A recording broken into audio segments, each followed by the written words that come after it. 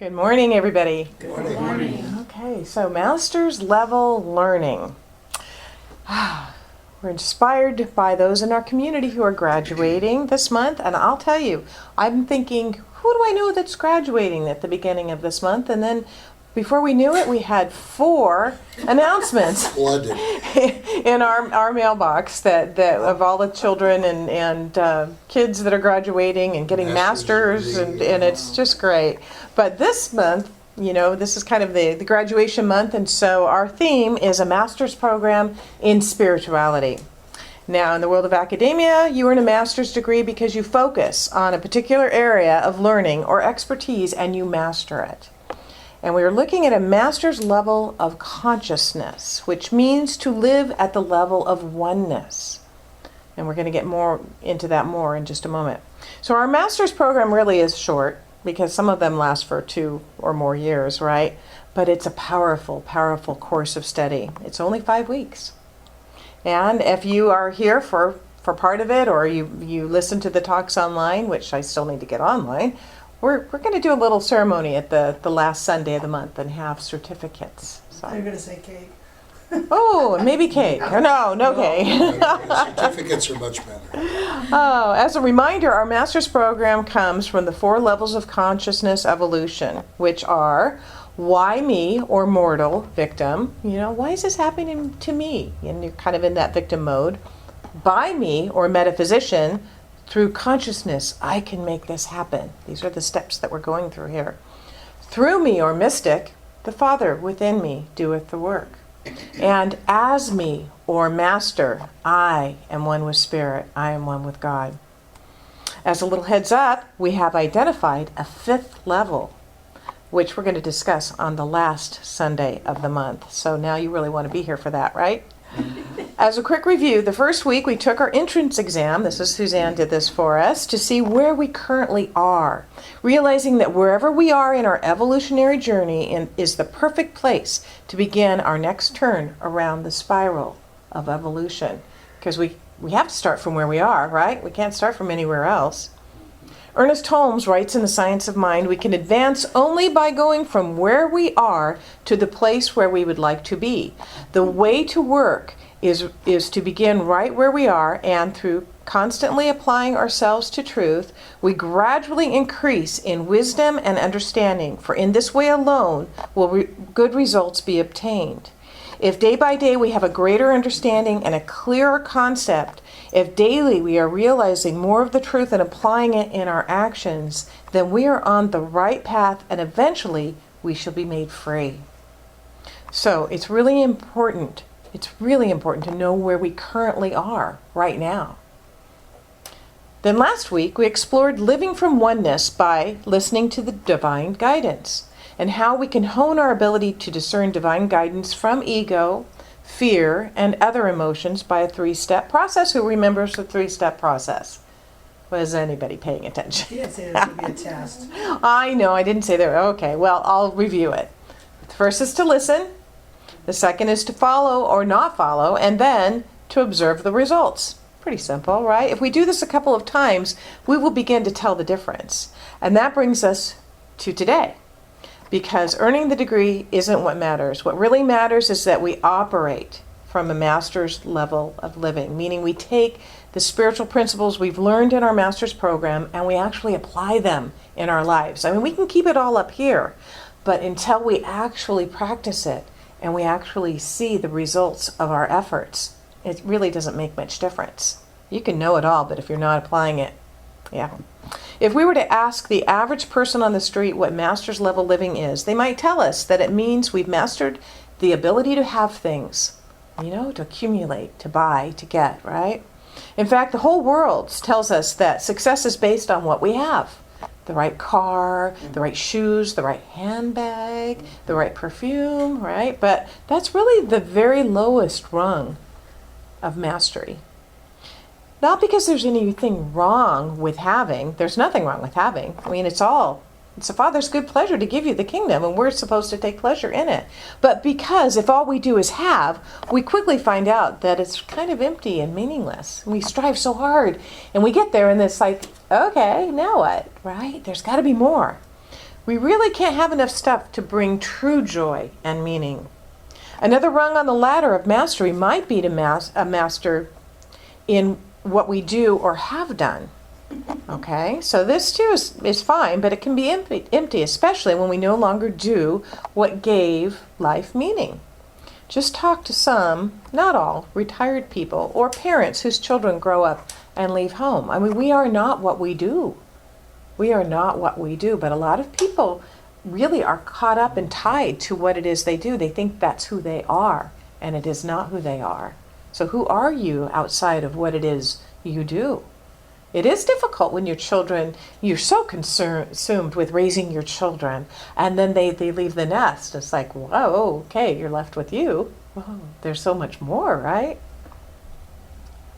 This brings us to another level of mastery that begins to emerge with a diligent and disciplined application of spiritual principle and practice that the level is who we are. As we grow into master's levels master's level living, who we are becomes more and more generous and kinder and more patient and more loving and understanding and forgiving and prosperous. And we come to recognize this is who I am. And at the master's level of living, who I am is one who fully and completely relies on God.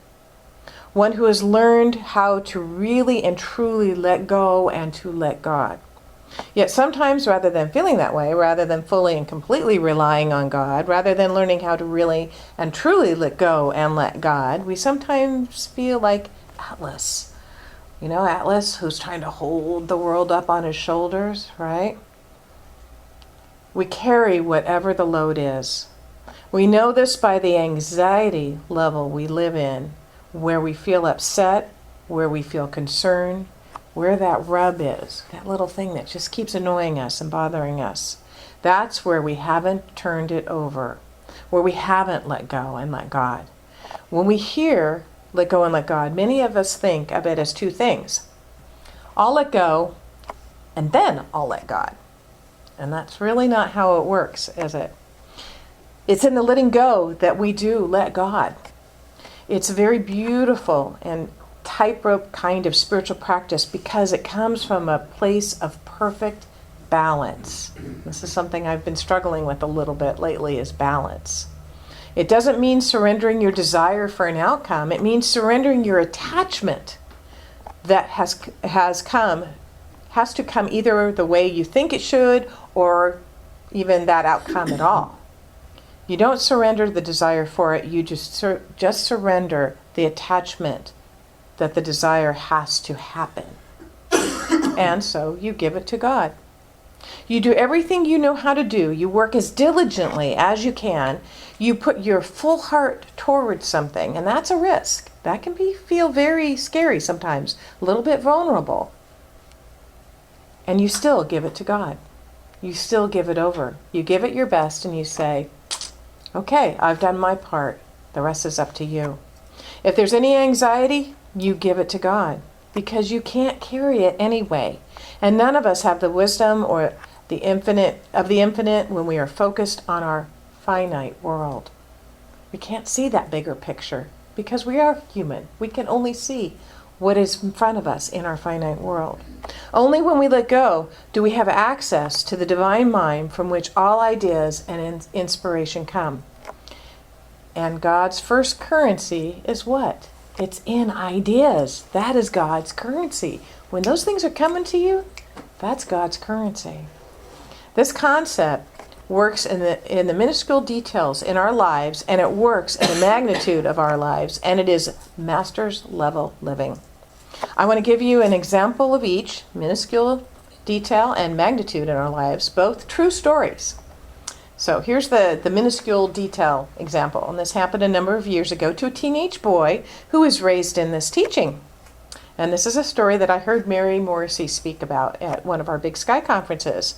And she was telling us when one of her sons was a teenager. So Mary's son was a junior in high school, and he came home one day and he said, "Mom, I need $80. We've all had that happen, right? And at that point in their life, for the family, $80 was just a lot of money. there just wasn't an extra $80 lying around. But rather than having a fear defense-based reaction of, we don't have $80 just lying around, the mother had the clarity to ask, why do you need $80? And her son informed her that that's how much renting a tuxedo would cost, and he wanted to rent a tux so that he could go to the junior prom. So he needed that $80. Quick on her feet, which she is, Mary said, well, son, you don't need $80. You need a tux. It can come in a lot of different ways. Isn't that brilliant? To stop and really look at what we want rather than how it has to be. See, we put the conditions on things, and then that kind of limits us. So she really got that very clear. She continued, we don't know how to get the tux, but that's what you need, not the $80. So keep focused on that. Let go, surrender to God, and we'll know that it's going to come about. Let's be open to over the next week for a way for you to have that tuxedo. Let's stay open to God's idea, which of course are the first currency, about how this could happen. So how does that sound? Frankly, it didn't sound that great to him. He was 16. He didn't want to do that. He wanted the $80 right now so that he could go and reserve his tux. And the truth is, Mary didn't want to do it that way either. She wanted the $80 too. Isn't that the way we are? We just want the simple way. Just give me the $80 so we can do it the way we know. We want what we want in the way that we want it, and we want it. When do we want it? Right now. We don't want to have to give it over. We don't want to have to wait and see what comes up. We don't want to have to trust. And so we often grab back to the issue, and we grab it back to us, and we say, well, you know what? Never mind, God. We're going to figure this out on our own. But as we said earlier this month, when we are in the mode of trying to figure things out, we leave no room for God, no room for Spirit to use the currency that Spirit uses. But my friend's son reluctantly agreed to give it a week. 3 days later, he rushed into the house after school and he said, guess what, Mom? I was driving home today from school after practice and I got to thinking, if I really believed that God was going to provide a tuxedo for me, then I'd go try one on. And I'd get measured. So I went to the store and I found the tuxedo that I wanted. I put it on, they measured me and wrote it all down, and then they wanted 50% deposit. I said, well, I don't have the money right now, but I will. Please just keep my reservation. And with that, the clerk said, wait a minute.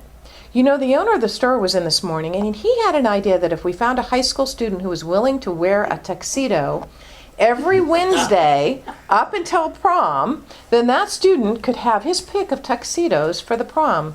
So would you be willing to wear a tuxedo to school every Wednesday until prom? Well, he was kind of a ham anyway, and he said, great, I'll wear a tuxedo every Wednesday. So he not only got the tuxedo of his choice for prom, at the end of the year, he was voted best dressed student. Isn't that great? I love that story. So now getting the tuxedo for the prom when you're 16 really is a big deal. But in the scheme of life, it's just not that big of a deal. We could call it maybe a minuscule detail. But it is a beautiful story of how it works. So this is master's level living. Surrendering into the oneness, recognizing who we are. And of course we know that Spirit there's no big or small in the mind that knoweth all, right? So here's perhaps a bigger deal example of exactly the same thing, and this is the magnitude example. So a man named Bob Trask wrote a book called God's Phone Number. Has anybody heard of this book? It was written in the 1980s, and it inspired Neil Walsh to write Conversations with God. So it was kind of a precursor to that. Wouldn't you like to have God's phone number so you could call up anytime? Well, what Trask suggests is that we all do have God's phone number. And we make the connection when we learn how to let go. He tells a story about a captain of a sailing ship in the South Seas for a period of his life, and he had 4 crew members and 22 people on board one time when he took them out. Not on a 3-hour tour. Different story. I was thinking. I know. When they got offshore, a hurricane came up quickly, and there were 50-foot waves. And at this point, Allison's feeling seasick. So, in his account of this experience, he said that he had prepared 5 different strategies for what to do in this kind of event. He had it all planned out, and it was not until he had worked each plan, tried every one of them, and still failed, that he finally realized that he did not have the answer. We can be like that, right? We can come up with all the contingencies, and they all crumble like dominoes there. He wrote that the source was that he was relying on, which was his own mind, his skills, his ideas, did not have the information that he needed. Nothing he had ever experienced, heard of, or studied about seamanship worked. It took him a while, but he finally realized that he was helpless. And he wrote this: I didn't know before that night that being helpless does not mean being powerless. Hear that. That is very, very powerful. I did not know before that night that being helpless does not mean being powerless. I just couldn't beat that hurricane. I was helpless in the face of the hurricane, and the dictionary says without protection or help, incompetent and ineffective, like an alcoholic hitting bottom. I finally got it. Unless help came from somewhere bigger than me, and I'm going to add, that lives as me, we were doomed. It took a full hurricane to bring me to this realization. I don't think most people need a hurricane. They can probably sidestep their egos with less encouragement. I had always thought that allowing myself to feel helpless was being dependent, but I was dependent all along. I was ego dependent, and I couldn't get help from my God because I was unwilling to admit I needed it. The first thing we must do then, if we want to get divine assistance, is to completely accept our place in the order of the universe. The first thing we must do then, if we want to get divine assistance, is to completely accept our place in the order of the universe. Aren't those powerful words? And what do they really mean? They mean that we must admit that we are limited by our own thinking, and it means that we understand unless we are consciously connected to the mind of God, unless we are connected to the wisdom of God, the guidance of God, that we're not going to get that divine assistance. It means that we are willing to say, I can't change the facts. I accept the things I cannot change. I'm in a hurricane. I can't change that. No amount of fighting the hurricane is going to change that. I can't change the fact that I'm in a hurricane. Everything I'm trying isn't working. Every resource I've had up until this moment, everything I know isn't enough. What can I change? I can change my attitude. I can change my orientation towards the hurricane. I can change my willingness to invite a higher power to work in my life. That is what I can change. Trask went on to write, am I willing to do whatever it takes to have the things I want, even if it means sidestepping my ego? I asked myself, and then I said yes. I had been raised in a particular religion, but I had left that religion.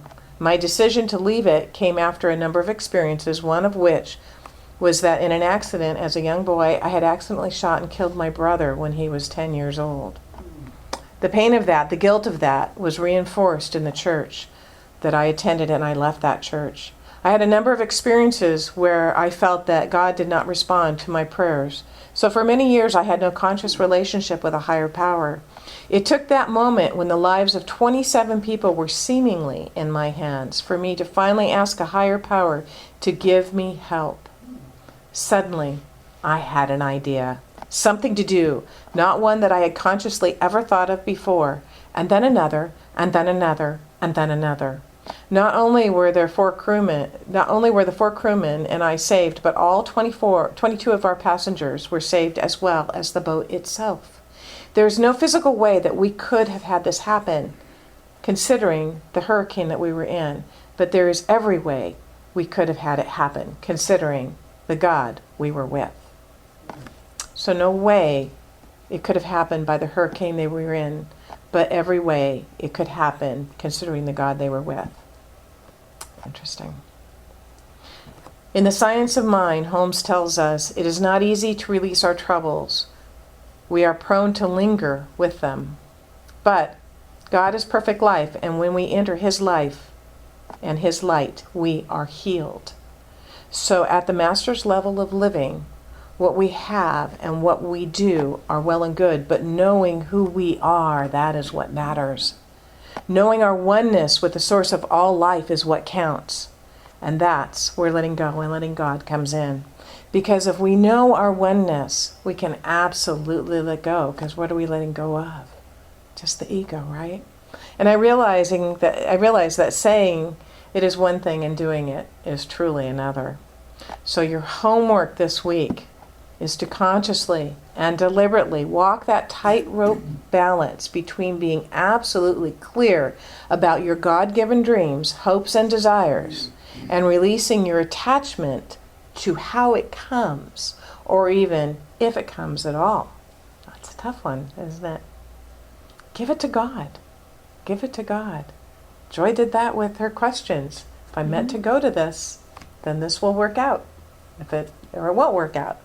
You know, she released it and let God let it happen. Remember, the master teacher Jesus said, "Come to me, all who are heavily laden, and I will give you rest," which means come into the way I am offering you. Come into the path I have laid out before you. I have found a way where the yoke is easy and the burden is light. Let go. Let it go. Recognize the source of life that lives as you. Let go of the worry and just open up. Sometimes the ideas that we think that we want for ourselves, when we let that go, something even greater rushes in and we go, oh my gosh, if I hadn't let go of this little tiny thing that I thought I really, really wanted, I never would have gotten this. It's quite amazing. It's quite amazing when we release our ideas and let God's ideas come in. You've done everything that you know how to do, right? So now it's time to just let it go. And so it is. So it is.